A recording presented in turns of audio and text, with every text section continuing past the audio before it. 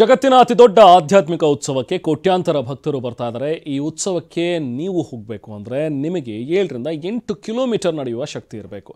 ಜೊತೆಗೆ ಪ್ಲಾನ್ ಮಾಡಿಕೊಂಡೇ ಪ್ರಯಾಗ್ರಾಜ್ಗೆ ಹೋಗಬೇಕು. ಯಾಕೆಂದರೆ ಏರ್ಪೋರ್ಟ್, ರೈಲ್ವೆ ಸ್ಟೇಷನ್ನಿಂದಲೇ ದುಪ್ಪಟ್ಟು ದರ ಇಲ್ಲಿ ವಸೂಲಿ ಮಾಡಲಾಗ್ತಾ ಇದೆಯಂತೆ. ಅತಿ ದೊಡ್ಡ ಆಧ್ಯಾತ್ಮಿಕ ಉತ್ಸವದಲ್ಲಿ ನೋಡ್ತಾ ಇದ್ದಾರೆ ಭಕ್ತರ ಸಾಗರವೇ ಇಲ್ಲಿ ನಡೀತಾ ಇದೆ. ನಮ್ಮ ಪ್ರತಿನಿಧಿ ಶಿವರಾಜ್ ಕುಮಾರ್ ಕೂಡ ಅಲ್ಲಿದ್ದಾರೆ. ಮಹಾಕುಂಭಮೇಳನ ಅಲ್ಲಿಂದ ರಿಪೋರ್ಟ್ ಮಾಡ್ತಾ ಇದ್ದಾರೆ. ಸದ್ಯಕ್ಕೊಂದು ಪ್ರಸಕ್ತ ಚಿತ್ರಣ ಅಲ್ಲಿ ಹೇಗಿದೆ ಅನ್ನುವಂಥದ್ರ ಬಗ್ಗೆ ವಿವರಿಸಿದರೆ ಬನ್ನಿ ನೋಡೋಣ. ನಾನೀಗ ಪ್ರಯಾಗ್ರಾಜ್ನ ಒಂದು ವಸ್ತುಸ್ಥಿತಿ ತೋರಿಸ್ತೀನಿ. ನೀವು ನೋಡ್ತಾ ಇರ್ಬೋದು ಹೋಟೆಲ್ಸು, ಈ ಬೈಕುಗಳೇನಿದ್ದಾವೆ, ಈ ಬೈಕುಗಳು ಮತ್ತು ಕಾರುಗಳು ಎಲ್ಲವೂ ಕೂಡ ಒಂದಕ್ಕಿಂತ ದರ 5ರಷ್ಟು ಹೆಚ್ಚು ಮಾಡಿದ್ದಾರೆ. ನಿಮ್ಮನ್ನು ಯಾಕಂದರೆ ಸುಲಿಗೆ ಮಾಡ್ತಾ ಇದ್ದಾರೆ. ಅದರ ಬಗ್ಗೆ ಸ್ವಲ್ಪ ಗಮನ ಹರಿಸ್ಬೇಕು. ಯಾಕಂದರೆ ನೀವು ತ್ರಿವೇಣಿ ಸಂಗಮಕ್ಕೆ ಹೋಗಬೇಕು ಅಂದರೆ ಸುಮಾರು 5 ರಿಂದ 6 ಕಿಲೋಮೀಟರ್ ನಡೆದುಕೊಂಡು ಹೋಗಬೇಕು.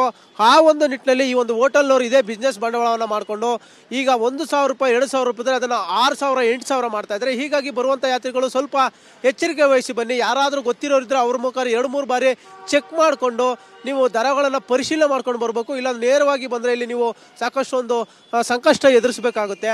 ಇಲ್ಲಿರುವಂಥ ಬೈಕವರೇ ಕೂಡ ಕೇವಲ 2 ಕಿಲೋಮೀಟರ್ಗೆ 500 ರೂಪಾಯಿವರೆಗೂ ತೆಗೆದುಕೊಳ್ತಾರೆ. ಈ ಟ್ಯಾಕ್ಸಿಗಳಿದೆ, ಅವರು ಕೂಡ ದುಪ್ಪಟ್ಟು ದರ ವಸೂಲಿ ಮಾಡ್ತಾರೆ. ಆ ಒಂದು ನಿಟ್ಟಿನಲ್ಲಿ ನೀವು ಸ್ವಲ್ಪ ಎಚ್ಚರಿಕೆ ವಹಿಸಬೇಕು.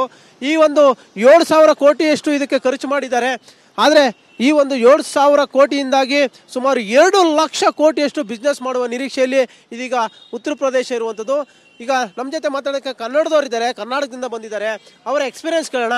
ಈಗ ಇಲ್ಲಿ ನೀವು ಬಂದಂಥ ಸಂದರ್ಭದಲ್ಲಿ ಈಗ ಯಾವ ರೀತಿ ಎಕ್ಸ್ಪೀರಿಯನ್ಸ್ ಆಗ್ತು ಇಲ್ಲಿನ ವ್ಯವಹಾರದ ಬಗ್ಗೆ? ನೀವು ಹೋಟೆಲ್ ಇರ್ಬೋದು, ತಿಂಡಿ ಇರ್ಬೋದು, ಅಲ್ಲಿಗೆ ಓಡಾಡೋಕ್ಕಿರ್ಬೋದು, ಯಾವ ರೀತಿ ನಿಮ್ಗೆ ಅನುಭವ ಆಯಿತು? ಎಕ್ಸ್ಪೀರಿಯನ್ಸ್ ತುಂಬ ಬ್ಯಾಡ್. ಅನುಕೂಲ ಅಂತಾರೆ. ಫಸ್ಟ್ ಆಫ್ ಆಲ್ ನೀವು ಬಂದು ಏರ್ಪೋರ್ಟ್ ಆಗಲಿ ರೈಲ್ವೆ ಸ್ಟೇಷನ್ ಬಂದ ತಕ್ಷಣ ಅಲ್ಲಿಂದ ಸುಲಿಗೆ ಸ್ಟಾರ್ಟ್. 100 ರೂಪಾಯಿ ಇರೋದನ್ನ 500 ರೂಪಾಯಿ, ಮಾತೆತ್ತರೆ 1,000 ರೂಪಾಯಿ ಅಂತಾರೆ. ಇವಾಗ ಊಬರ್ ಬುಕ್ ಮಾಡಿದ್ರು ಊಬರ್ ಅವ್ರು ಬರೋಲ್ಲ, ಡ್ರೈವರ್ ಪಕ್ಕ ಬಂದು ನಿಂತ್ಕೊಂಡು ಅಲ್ಲಿಂದನೇ ಸುಲಿಗೆ ಸ್ಟಾರ್ಟ್ ಮಾಡ್ತಾರೆ. ಆಮೇಲೆ ನಿಮಗೆ ಇಲ್ಲಿಂದ ಹೋಟೆಲ್ ಏನಾದ್ರು 5-10 ಕಿಲೋಮೀಟ್ರ್ ಇದ್ದರೆ ನೀವು ಸಂಗಮ್ವರೆಗೂ ನಡಿಲೇಬೇಕು.